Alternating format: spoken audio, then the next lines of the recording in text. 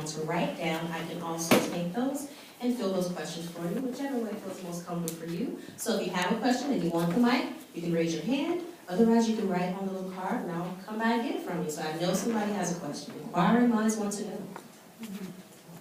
Oh, come on. Oh, there's one. So I have a question. I'll bring you the mic just in case.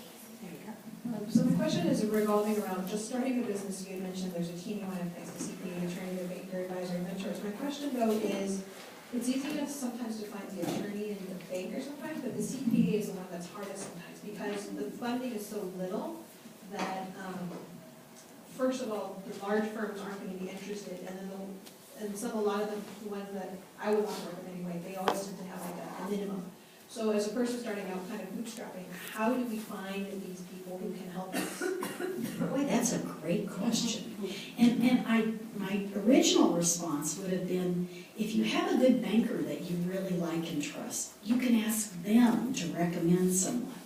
But if funding is an issue for you, I would suggest you go partly the route that Mara suggested, like the SBA. There are other institutions that are out there that can help you.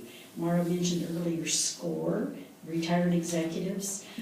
There's something in the South Bay called South Bay Entrepreneurial Center, SBEC. And they have a panel of experts that will mentor you. They're experienced in various areas. Maybe they have attorneys or accountants or retired executives or people who are just willing to donate their time and help you out. Cal State U Dominguez Hills, for example, has an incubator program.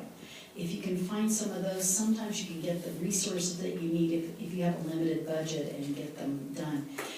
But one of the important things to do also is research things and start your plan. Make sure that you know what it takes to be successful. Get that capital and credit, if it's available, in place before you get too far into it. Because the last thing you want to do is put lots of time and effort and hard work and sweat into something and find out if only you'd have that line of credit set up before you got this far down the road. Or if only you'd had adequate capital to fund your business. You need to make sure that you're willing to put the financial resources behind it as well as the sweat equity. Well, yes, I'm going to be a little downer on this because for new businesses, there's not a lot of funding out there. So you have to have some of your initial capital going in, but through the SBA, I mean, you're going to find better options through the SBA as a new business. Because from a lending standpoint, banks will not lend to businesses if they haven't been in business for at least 2 years. They're going to need some financials, even if there might be a product where they just do a scoring based off your gross revenues. But if you don't have financials that you can support a loan, they're not going to give it to you.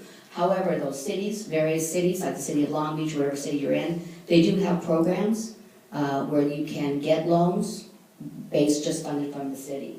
And so the SBA is really good because they won't fund new businesses, but a year under your belt, then they'll have something to talk about. So that's important. You know, you might be able to get a credit card right off the bat because credit cards aren't as a business credit card, so it takes the liability off of you individually and puts it on your company.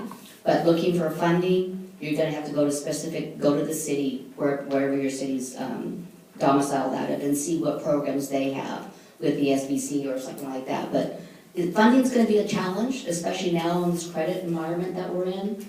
But I think, you know, just getting your partners, getting your attorney, getting your CPA, getting your banker, and have trusted advisors around you that will help you guide. Sometimes I'm not able to help somebody, but the nice thing is when you have someone like me, I will help that person continue. I won't just like, okay, well, I can't help you, gotta go away now. Now I need the next person. So you really want someone that's gonna develop a relationship and say, okay, I've had someone come to me and say, Chris, they keep turning down and I don't know why. Will you help me? So I said, well, of course. I helped and I found out why. And so, you know, 6 months later, we were able to do the deal for him. So you just need to have that person help guide you in the right direction and be more concerned about helping you than helping them. So have them work for you, because that's just as crucial, having someone that works for you.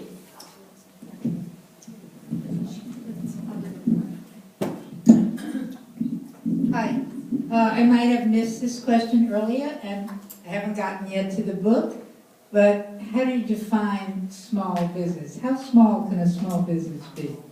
So, in other words, I'm referring to one person, I think it's 10 like million, myself. 10 million or 20 million, I think it's 10 million or less is the Small Business Administration. Well, not talking dollars, say, but just as a person wanting to go in and sort of professionalize themselves in a skill that they have. Does that fall under starting a business? Or do you just get yourself a business card and go do it?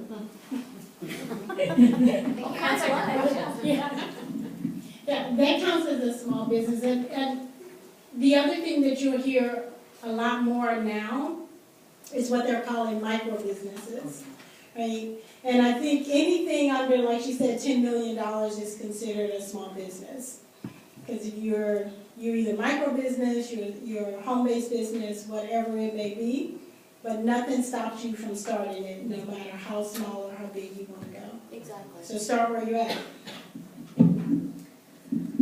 I'd like to share that the small business, the SBA wants to give women loans. They have earmarked money to give us loans. Let's get it. No, seriously, they have. It is hard to get access to capital. It's hard to start up your own idea. It's hard to grow an existing business. Talk to the SBA. They have programs that can help you, give you more funding to expand if you're already there. And also the SBA, I should just be their commercial, they're great. You've already paid for their services with our tax dollars. So, get what you pay for as well. But one of the things that happens with businesses is employee turnover, managing employees, and all the HR that goes with it. They have a lot of great resources that you can, in classes online, that you can teach yourself how to hire qualified people, because a lot of times women hire on emotion or their family member. And then where's the business after that? So you want to have different guidelines, and the SBA gives you all the tools. And I would just say spend some time there, set up a meeting with someone. It's free. They will meet with you for free, and you'll be explosive. To piggyback off that, I would also say think of other ways where you can get services that you need other than just funding. Think about bartering. Think about providing things for people in your community and your business community that's around you, where you can come together and work together and maybe use one accountant for 4 businesses and be able to afford them. So think a little bit differently and outside of the box.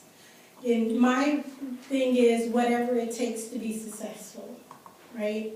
So if you have to get together and get one Staples membership so you can get discount on business supplies, one Costco membership, think about it in that term so you can do whatever it takes to be successful.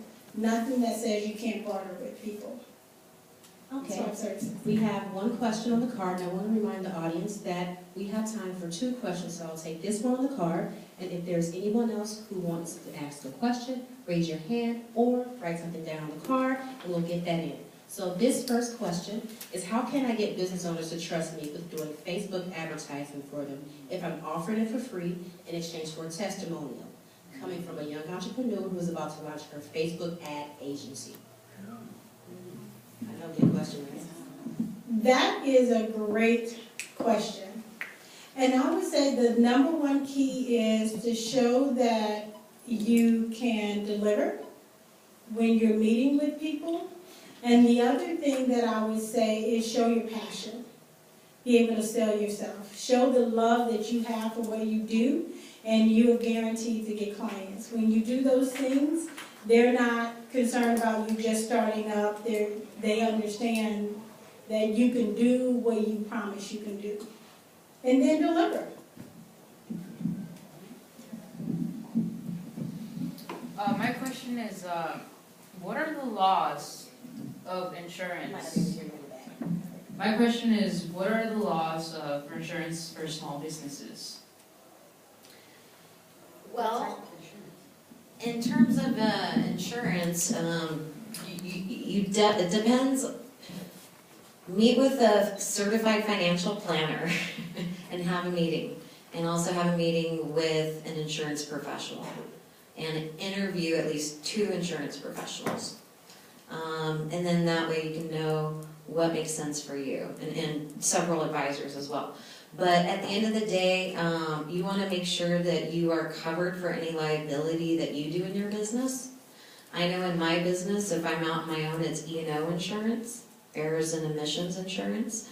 There's certain types of insurance for other service professionals and for other businesses. And then if you employ people, you're going to need to have workman's comp, which is regulated by the state of California. And just so you're aware, if there's any business owners in LA and Orange County here, they're going to be doing, the county has asked the cities for a list of businesses for a workman's comp audit this year. Make sure you're covered. Okay, it's coming down the pike this year.